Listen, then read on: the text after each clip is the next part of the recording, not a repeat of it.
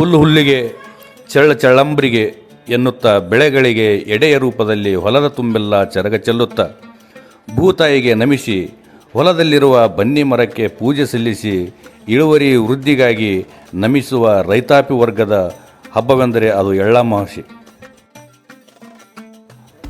ಆಹಾರ ಸಂಸ್ಕೃತಿಯ ಪ್ರತೀಕವಾದ ಎಳ್ಳ ಅಮಾವಾಸ್ಯೆ ನಾಡಿನಾದ್ಯಂತ ರೈತರು ಅತ್ಯಂತ ಸಡಗರ ಸಂಭ್ರಮದಿಂದ ಆಚರಿಸಲ್ಪಡುವ ಹಬ್ಬವಾಗಿದೆ.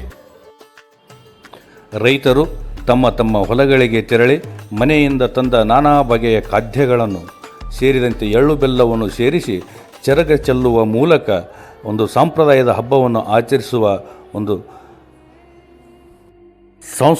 ಸಾಂಪ್ರದಾಯಿಕ ಹಬ್ಬ ಇದಾಗಿದೆ.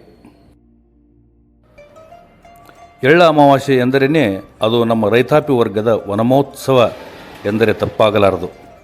ಹಬ್ಬದ ನಿಮಿತ್ತ ರೈತರು ನಾನಾ ರೀತಿಯ ಚಟ್ನಿ, ಕಾಳು, ಎಣ್ಣೆ ಬದನೆಕಾಯಿ, ಶೇಂಗಾ ಹೋಳಿಗೆ, ಎಳ್ಳು ಹಚ್ಚಿದ ಸಜ್ಜಿ ರೊಟ್ಟಿ, ಜೋಳದ ರೊಟ್ಟಿ, ಭರ್ತ ಎಂದರೆ ಅದು ವಿವಿಧ ಕಾಯಿ ಪಲ್ಯಗಳನ್ನು ಮಿಶ್ರಣ ಮಾಡಿರ್ತಕ್ಕಂಥ ಒಂದು ಪಲ್ಯವಾಗಿದ್ದು, ಇದನ್ನು ಕೂಡ ನಾನಾ ಖಾದ್ಯವನ್ನು ತಯಾರಿಸಿ ಎತ್ತಿನ ಗಾಡಿ, ಟ್ರ್ಯಾಕ್ಟರ್, ಟಮ್ಟಮ್ ಮೂಲಕ ನಮ್ಮ ರೈತಾಪಿ ವರ್ಗ ತಮ್ಮ ಬಂಧು ಬಳಗ ಮತ್ತು ಗೆಳೆಯರೊಂದಿಗೆ ತಮ್ಮ ತಮ್ಮ ಹೊಲಗಳಿಗೆ ಕರೆದುಕೊಂಡು ಹೋಗಿ ವನಭೋಜನದ ಸಂಭ್ರಮವನ್ನು ಪಡ್ತಕ್ಕಂಥ ಒಂದು ವಿಶಿಷ್ಟ ಸಾಂಪ್ರದಾಯಿಕ ಐತಿಹಾಸಿಕ ಹಬ್ಬವಾಗಿರ್ತಕ್ಕಂಥದ್ದು.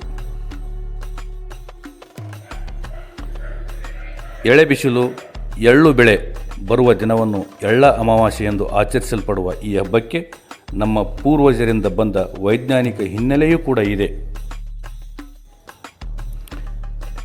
ಹಿಂಗಾರು ಬೆಳೆಯ ಈ ಸಂದರ್ಭದಲ್ಲಿ ಬೆಳೆಯ ಕಾಯಿ ಕೊರಕ ಹುಳುಗಳ ಹಾವಳಿ ಇರುವ ಕಾರಣ ಮನೆಯಿಂದ ತಂದ ನಾನಾ ಬಗೆಯ ಖಾದ್ಯಗಳು ಸೇರಿದಂತೆ ಎಳ್ಳು ಬೆಲ್ಲವನ್ನು ಸೇರಿಸಿ ಇಡೀ ಭೂಮಿಗೆ ಉಳ್ಳುಳ್ಳಿಗೆ ಚಳ್ಳಂಬರಿಗೆ ಎನ್ನುತ್ತಾ ಹೊಲದ ತುಂಬೆಲ್ಲ ಚರಗ ಚೆಲ್ಲುತ್ತಾ ಭೂತಾಯಿಗೆ ನಮಿಸುವ ಒಂದು ಸಂಪ್ರದಾಯ ನಮ್ಮ ಹಿರಿಯರದ್ದಾಗಿದೆ. ಹೊಲಕ್ಕೆ ಚೆಲ್ಲಿದ ಖಾದ್ಯಗಳನ್ನು ತಿನ್ನಲು ಹಕ್ಕಿಗಳು ಬಂದು ಬೆಳೆಗೆ ತಗುಲಿದ ಕಾಯಿ ಕೊರಕ ತಿಂದು ಹತೋಟಿಗೆ ತರುತ್ತವೆ.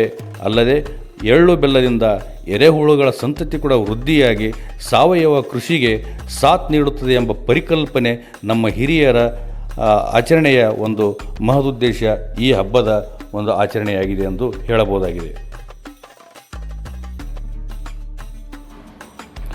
ಈ ಹಬ್ಬವನ್ನು ರೈತಾಪಿ ವರ್ಗವಲ್ಲದೆ ಪ್ರತಿಯೊಬ್ಬರೂ ತಮ್ಮ ತಮ್ಮ ಮನೆಯಲ್ಲಿ ಚಳಿಗಾಲಕ್ಕೆ ಸೂಕ್ತವಾದ ಆಹಾರ ಕ್ರಮವಾಗಿ ಆಹಾರದ ಈ ವಿಶಿಷ್ಟ ಖಾದ್ಯಗಳನ್ನು ತಯಾರಿಸಿ ಆಚರಣೆ ಮಾಡುವ ಮೂಲಕ ಆಹಾರ ಸಂಸ್ಕೃತಿಯನ್ನು ಅಳವಡಿಸಿಕೊಂಡು ಬರುತ್ತಿರುವ ವಾಡಿಕೆಯ ಹಬ್ಬವಾಗಿದೆ ಎಂದೇ ಹೇಳಬಹುದು ಈ ಎಳ್ಳ ಅಮಾವಾಸ್ಯೆ.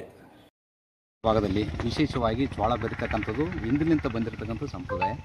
ಜೋಳ ನಮ್ಮ ಹೊಟ್ಟೆಗೆ ನಿರಂತರ ಹೊಟ್ಟೆಗೆ ರೊಟ್ಟಿಗೆ ಈ ಭಾಗದಲ್ಲಿ ಮತ್ತು ಈ ಬಟ್ಟಿನ ಸೊಪ್ಪಿ ಕೂಡ ಒಂದು ವರ್ಷ ತನಕ ಇಟ್ಟರ ಕಡೆ ಎತ್ತಿಗೆ ಅನುಕೂಲ ಆಗಲಿ ಅಂತ ಹೇಳಿ ಈ ಕಡೆ ನಾವು ದಿನನಿತ್ಯ ಬೆಳೀತಕ್ಕಂಥ ಪ್ರತಿ ವರ್ಷ.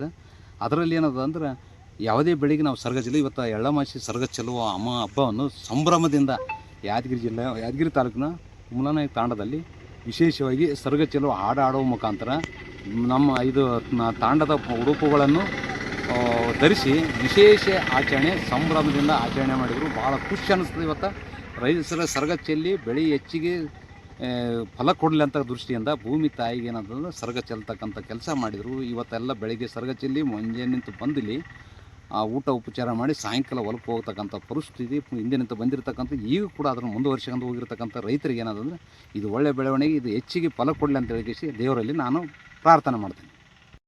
ನಾವು ಇವತ್ತು ನೋಡ್ರಿ ಹಬ್ಬ ಮಾಡೀವಿ, ಎಳಮಾಸ ಹಬ್ಬ. ಇವತ್ತು ಎಳಮಾಸ ಹಬ್ಬಾಗ ಎತ್ತ ಬಂಡಿ ಕಟ್ಕೊಂಡು ಕೇಸಿ ಹೊಲಕ್ಕೆ ಹೋಗಿ ಸರ್ಗ ಹೊಡಿತೀವಿ. ಸಣ್ಣವ್ರಿಗೆ ದೊಡ್ಡವ್ರಿಗೆ ಮಕ್ಕಳಿಗೆ ಮರಗಳಿಗೆ ಎಲ್ಲ ಕಟ್ಕೊಂಡು ಕೇಸಿ ಹೊಲ್ದಾಗ ಹೋಗಿ ಪೂಜೆ ಮಾಡಿ 5 ಕಲ್ಲು ಇಟ್ಟು ಅದಕ್ಕೆ ಜಾಜ ಹಚ್ಚಿ ಪೂಜೆ ಮಾಡಿ ದೀಪ ಹಚ್ಚಿ ಎಲ್ಲ ಹೋಳಿಗೆ ಉಂಡೆ ಮಾಡಿ ಹೊಲ್ದಾಗ ಹೋಗಿ ಸರ್ಗ ಹೊಡಿತೀವಿ. ಹೊಡೆದ ಕೇಸಿ 4 ದಂಟು ಕಿತ್ಕೊಂಡು ಹೋಗ್ತೀವಿ. ಯಾಕಂದ್ರೆ ನಮ್ಮ ಆಯಿ ಮುತ್ಯ ಮೊದಲು ನಿಂತು ಮಾಡ್ಕೊಂಡು ಬಂದಾರ, ಅದು ಮಾಡ್ಕೊಂಡು ಇರಬೇಕು ಅಂತ ಕೇಸಿ ನಾವು ನಡಿತೀವಿ. ನಾವು ಮಾಡಿದ್ರೆ ನಮ್ಮ ಮರಗಳ ಮುಂದಕ್ಕೆ ನಡೀತದ. ಅದಕ್ಕೆ ಮಾಡಾಗತ್ತೀವಿ. ಅದಕ್ಕೆ ಮಾಡಿದ್ರೆ ನಮಗೆ ಭೂಮಿ ತಾಯಿ ಇಟ್ಟು ದಾಣಿ ಬೆಳಿತೀವಿ, ಇಟ್ಟು ಸೊಪ್ಪಿ ಎತ್ತೆ ಮನುಷ್ಯರು ಎಲ್ಲರೂ ಚೆನ್ನಾಗಿ ಉಣ್ತೀವಿ ಮಾಡ್ತೀವಿ ಅಂತ ಕೇಸಿ ದುಡ್ತೀವಿ ನಾವು ಹೊಲಕ್ಕೆ. ನಿಂದ ಹೆಸರು? ಗನ್ನಿಬಾಯಿ. ನಿಂದ ಹೆಸರು? ಚಾಂದಿಬಾಯಿ. ನಿಂದ ಹೆಸರು? ಹೇಮ್ಲಿಬಾಯಿ.